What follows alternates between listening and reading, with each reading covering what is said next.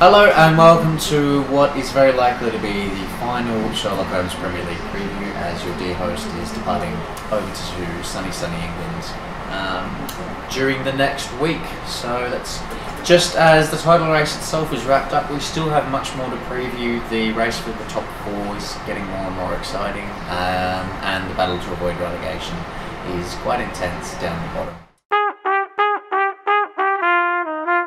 First up, we got Man City versus West Ham. Second place is not guaranteed for Man City. They've lost any chance of the title to Man United last week, and that was compounded with a 3-1 loss at Tottenham Hotspur last week, a come-from-behind loss, which they would be pretty shattered about. They looked in control for the first 45 minutes, and then Gareth Bale turned it on in the second half down at the Lane, and they were defeated.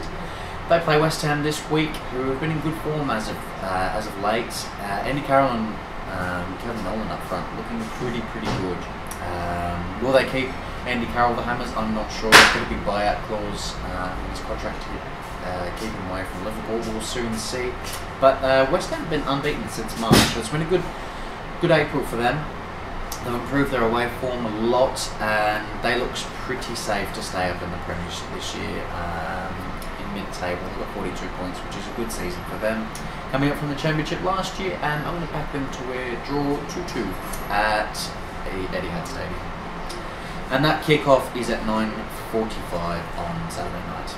And then at midnight that night, we have a handful of matches, and first up is Southampton versus West Brom. West Brom look very safe. They're in 8th place this season, or at the moment, sorry, looking quite strong. A good year from them again. Southampton on the other side, a bit of a scrap to stay safe, but they're a couple points up at the moment. And hosting West Brom, I'm going to back them to keep in the Prem and to win 2-0.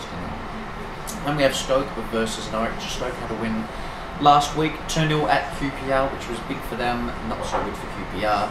Norwich, on the other hand, beat Reading 2-1. Norwich 1 point above Stoke at the moment. They're on 38 points, Stoke are on 37, and both will hope to stay, but they've got a bit of a fight on their hands to ensure that they can keep up in the Prem. I'm going to back Stoke Potters to win 1-0. And we see Wigan hosting Tottenham. Tottenham, of course, big win last week. Gareth Bale was fantastic in the second half, with a wonderful assist, and then scored a brilliant chip over Joe Hart to seal the game. It was a big comeback win. They did look ordinary in the first half, but then made a few changes in the second half. Really good subs by Andre Villas-Boas, which is what the club needs, and just really shrewd.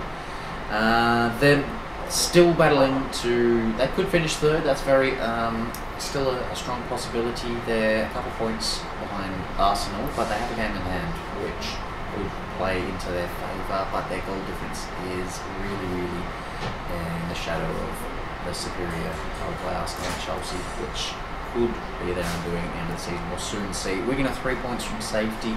Last couple of games have struggled, but they will hope that they can stay up. I don't think that will be helped this week, though, by Tottenham, who will go to Wigan and win 3-0.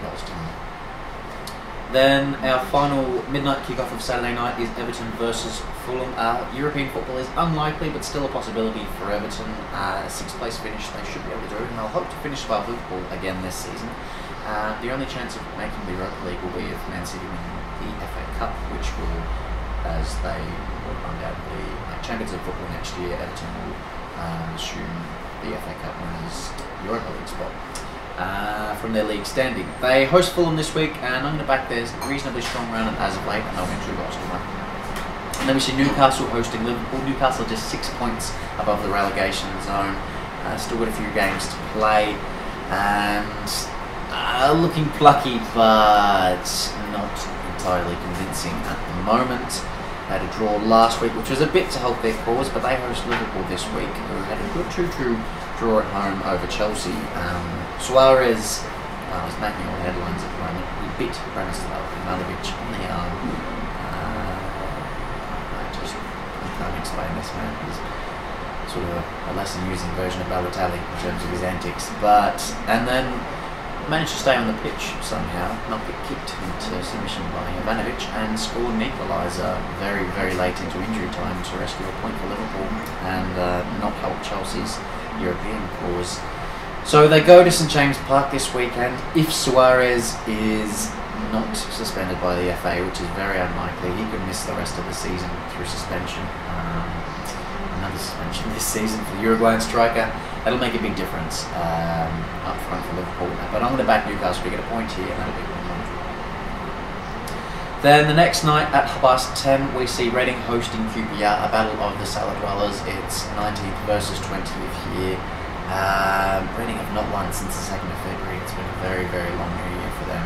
Really dropped all the way to the bottom of the table. QPR, on the other hand, is still struggling. But a win here could condemn the other side to relegation. They're a long way from safety, but a win would be huge. A draw is almost as bad as a loss for both sides. They need 3 points here, and they need to be pushing the other team down with their feet. I'm going to back QPR here. I'm going to reckon a 1-0 win. Watch out for Louis Garemi, their striker. He's top class. Then we see at midnight Chelsea hosting Swansea.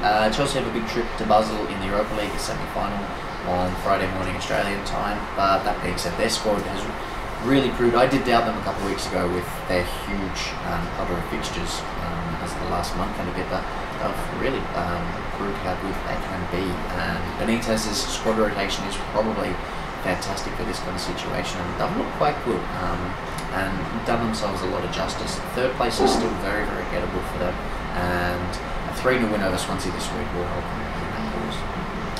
Then at 1 AM that night, we see Arsenal hosting Man United at the Emirates. Arsenal have lost just one game in their last 10 matches. They've really, really cantered forward to try and get a Champions League spot. United, on the other hand, have sewn up the Premier League title. It is their 20th title, the 13th under Sir Alex Ferguson, and a fantastic 3-0 win last week. Van Persie, of course, had to be the main difference. He has scored a hat-trick, including what's probably the goal of the season. A fantastic first-time volley from outside the box that he ran onto a Wayne Rooney long ball, and Van Persie's really been the catalyst for their championship this season. He's just been the major difference. His goals, he scored 24 this season for United. He is leading the Golden Boot chase, and he's done it all. Imagine if he had gone to Man City, we could be toasting Manchester City's championship right now. But we're not. It's a red title, and they'll be happy. Van Persie and his United teammates will probably walk out to a Guard of Honour at the Emirates for the next handful of matches as they toasted the champions of England. That being said, Arsenal have a lot more to play for, and probably going to be a lot more determined here. I'm going to back them to win 2 goals. And our final match of the season sees Aston Villa versus Sunderland. Villa were humbled 3-0 at United with Van Persie's first half hat-trick last week. Sunderland, on the other hand, have been really, really good. Their last 3 matches have been exceptional.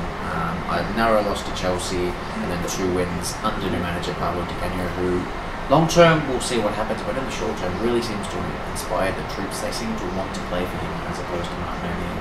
There's so much more intensity in the Sunderland camp through their playing squad. They look good, they're a lot better to watch at the moment, and they look a much better bet to stay safe this season. They've moved a few places up the table, and I'm going to back them to win 2 goals to 1. And so that's us, probably for the season, unless we hook up in London, and it's been a pleasure, and we'll see what happens with the scrap for the relegation, and we will sew up the top 4 places, but until next time.